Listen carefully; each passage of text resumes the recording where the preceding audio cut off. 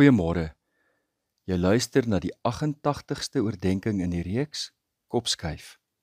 Vanoggend se tema is: skep onmiddellike belonings. Ek wil by voorbaat of verskoning vra dat dan nie môreoggend 'n oggendoordenking uitgestuur sal word nie. Ek het vir vandag en môre verlof ingesit en sal weer maandag terug wees op my pos. Ons het gisteroggend gepraat oor die stryd binne ons om onmiddellike belonings te vermy wat langtermyn negatiewe gevolge het. Andersom gestel, dit is moeilik om nou te ly sodat jy later die beloning ontvang. Hierdie nadeel kan wel positief aangewend word.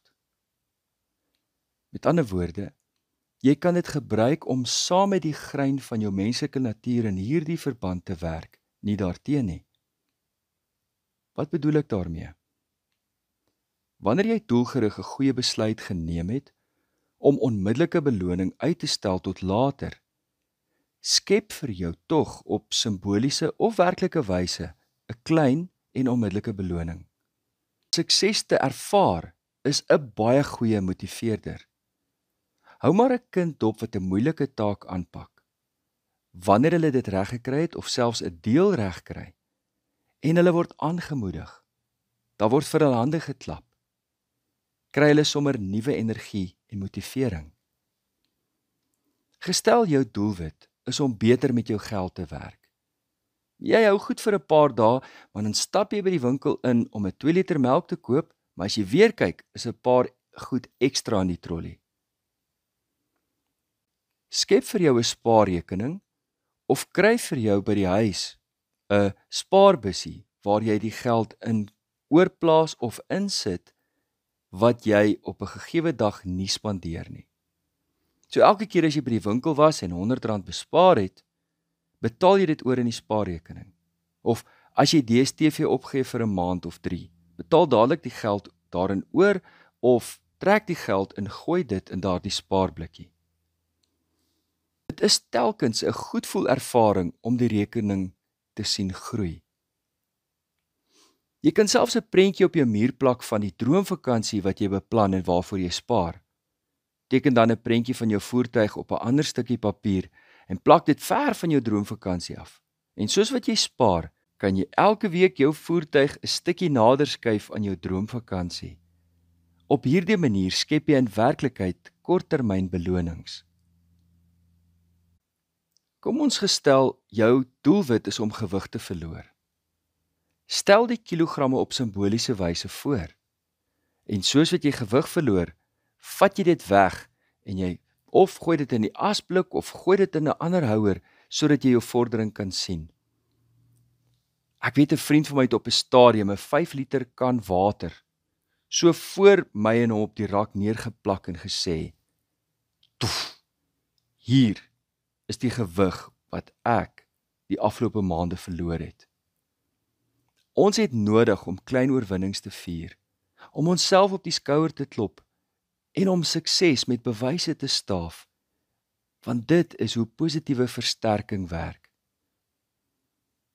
Hier moet ons tog ook 'n oomblik waak. Waak daarteen om verwarrende boodskappe vir jouself of ander te gee. Gestel jy spaar nou versigtig totdat jy 'n netjiese bedrag geld het. Moenie in die versoeking val om eenmalig nou op te maak vir die frustrasie wat jy beleef het en op onverskillige wyse jou geld vir daardie maand uitgee nie. Moenie as jy mooi gewig verloor het, jouself beloon met 'n bak roomys nie. Jy verwar jou brein. Dit is soos om vir jou brein te sê nee, maar jy skud jou kop op en af met 'n ja-beweging. Ten diepste is jy besig om konflikterende boodskappe oor jou eie identiteit uit te stuur. Aan die begin van 'n nuwe gewoonte of aan die begin van 'n suksesvolle nakom van 'n gewoonte, is dit vir ons nodig om onmiddellike belonings in plek te stel, om die klein oorwinnings te vier as aansporing.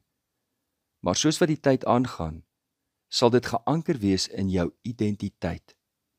dan het jy nie meer daardie onmiddellike aansporings nodig nie, want dit is eintlik die groot beloning, dat jy jou identiteit ontdek en dit vier. Luister net na Paulus se woorde aan die gelowiges in Tessalonika, wanneer hy na hulle vordering kyk en sê, julle is immers ons trots en ons blydskap.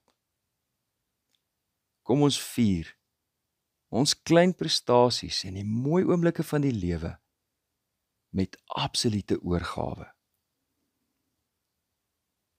Ons gebed kom uit die Groot Gebedeboek. O God, rus my vandag toe met eienskappe dat U beeld sal laat deurskemer in my lewe. Die nederigheid wat my sal weerhou van verwaandheid en misplaaste trots. Die grasie en sagtheid wat dit vir mense maklik sal maak om met my saam te leef. Die toewyding en betroubaarheid wat vir my 'n goeie kollega en werknemer sal maak. Die deernis en opvaardigheid waarmee ek ander kan help. Die voortdurende bewussyn van U teenwoordigheid, sodat ek regtig alles sal doen soos vir U. Amen. Liefde en 'n geseënde dag verder.